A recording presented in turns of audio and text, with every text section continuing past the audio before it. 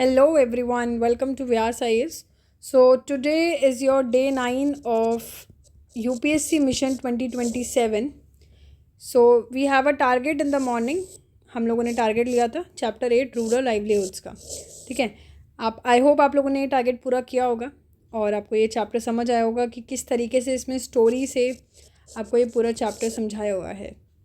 ठीक है, इसमें कुछ बहुत अच्छी अच्छी चीज़ें हैं जो हमें देखने को मिली इंडिया के एग्रीकल्चर लेबरर्स को लेके, फार्मर्स को लेके. अब आपको पता है एग्रीकल्चर लेबरर क्या होते हैं, फार्मर क्या होते हैं. स्टिल अगर आपको नहीं पता तो देखो, एग्रीकल्चर लेबरर की अगर मैं बात करूँ तो लेबरर हो गए जो काम कर रहे हैं. ठीक है, और अगर मैं बात करूँ फार्मर्स हो सकता है कि उनका खुद का भी लैंड हो. मतलब लेबरर्स कौन होते हैं, जो बेसिकली किसी के लैंड पे काम कर रहे हैं, वेजेस पे काम कर रहे हैं. ठीक है, दिहाड़ी पे हम बोलते हैं काम कर रहे हैं. ठीक है, इनके पास खुद का कोई लैंड नहीं होता बल्कि ये काम कर रहे हैं किसी के लिए. ठीक है, टू अर्न देयर लाइवलीहुड्स, अपने सस्टेन करने के लिए लाइफ को. बट वहीं फार्मर्स होते हैं, फार्मर्स भी तरीके के होते हैं, जिसमें छोटा लैंड है, किसी में बहुत बड़ा लैंड है, बहुत बड़े फार्मर्स होते हैं.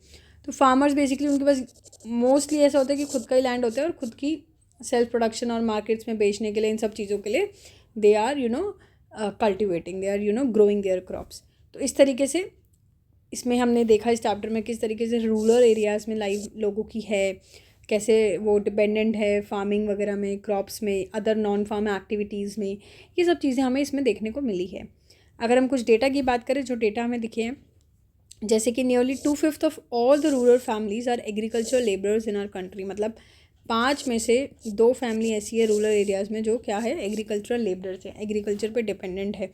ठीक है, farmers are sometimes caught in debt trap. ये बहुत इंपॉर्टेंट चीज़ है कि फार्मर्स क्या होते हैं ना, कई बार ऐसा होता है डेट ट्रैप में फंस जाते हैं. डेट ट्रैप में मतलब ये होता है कि लोन लिया काम करने के लिए. ठीक है, मान लेते हैं वो काम नहीं हो पाया क्योंकि मान लो उनका क्रॉप जो है फेल हो गया. ऑफ कोर्स पता है काम उन्होंने एग्रीकल्चर के लिए लिया होगा, बट किसी कारण से क्रॉप फेल हो गया. जैसे मान लो बारिश नहीं हुई या पेस्ट अटैक हो गया, जिस वजह से इनका क्रॉप फेल हो गया. क्रॉप फेल हो गया तो इनकी इनकम नहीं बनी, यहाँ से फार्मर्स के पास इनकम नहीं आई. अब वो जो लोन लिया था उसके पैसे भी चुकाने.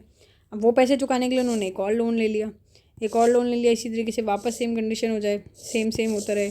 यही साइकिल चलती रहती. तो हम कहते हैं डेट ट्रैप, यानी कि एक ट्रैप में फंस गए जिसमें वो लोन चुकाने के लिए एक और लोन ले रहे थे और फिर भी लोन नहीं पूरा हो पा रहा है. ठीक है, समझ आ गई बात.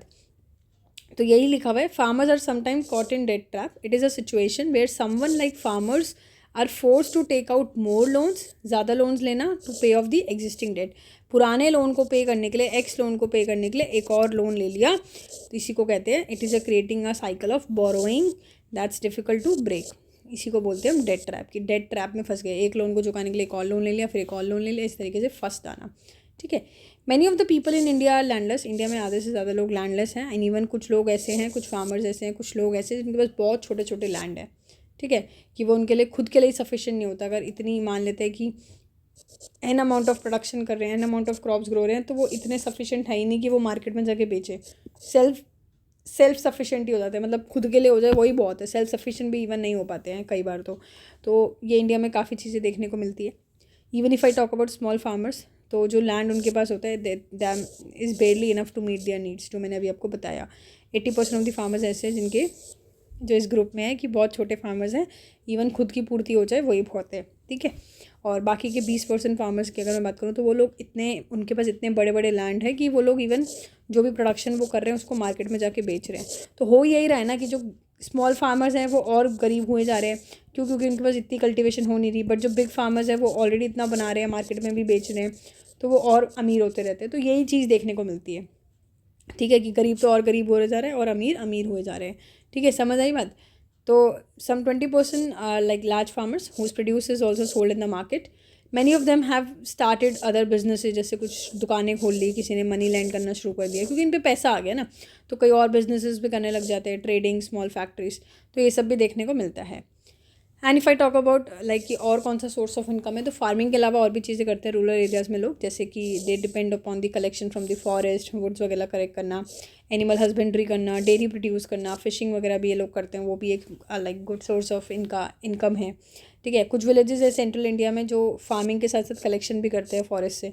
ठीक है, तो वहीं से उनका चलता है खाना पीना वगैरह. ठीक है, माहुआ कलेक्ट करना, तेंदू लीव्स, हनी, ये सब बेचे जाते हैं, ये लोग कलेक्ट करते हैं, उनको बेचते हैं ट्रेडर्स को, ठीक है। तो यहाँ से भी एडिशनल इनकम बना लेते हैं। इवन मिल्क बेच के भी एक एडिशनल इनकम बना लेते हैं। तो अलग अलग तरीके की, क्योंकि देखो वो इनफ नहीं है, सिर्फ क्रॉप्स पर डिपेंड होना इनफ नहीं है, क्योंकि क्रॉप भी आपको पता है सीजनल है। मान लो कभी ख़राब हो गया, कोई सीज़न नहीं है उनके पास, जो एरिया हो जिसमें राइस, लेट्स से कोई ऐसा क्रॉप उगा रहे हैं जो सिर्फ एक ही सीज़न में चल रहा है, तो काफ़ी चीज़ें हो जाती है। तो इसलिए वो एडिशनल सोर्स ऑफ इनकम भी ढूंढते रहते हैं, जो ये सब तरीके की चीज़ें हैं, फॉरेस्ट, मिल्क, फिशिंग वगैरह and all. People in rural areas earn their living in various ways. जैसे कुछ लोग फार्म में काम करते हैं, कुछ लोग नॉन फार्म एक्टिविटीज़ में करते हैं। फार्म में अगर काम कर रहे हैं तो उसके अंदर क्या क्या काम करने को होता है, जैसे लैंड प्रिपेयर करना, सो करना, ठीक है, and needing and harvesting of crops, ठीक है, weeding and harvesting of crops, weed करना, हार्वेस्ट करना क्रॉप्स को, ठीक है, ये होता है ना कटिंग वटिंग करना क्रॉप्स को, ये सब चीज़ें उनको करनी होती है अगर हम फार्म एक्टिविटीज़ में इन्वॉल्व हो रहे हैं।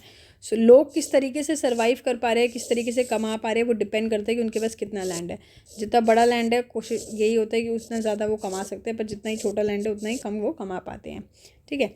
अब आपने देखा होगा एक बॉक्स के अंदर ये चाकेसांग कम्युनिटी बोली होगी, माइट बी पॉसिबल कि I am pronouncing wrong, but it's Chakhesang community, जो कि फेक डिस्ट्रिक्ट नागालैंड से बिलोंग करती है। ये आपको पता होना चाहिए, चाकेसांग कम्युनिटी।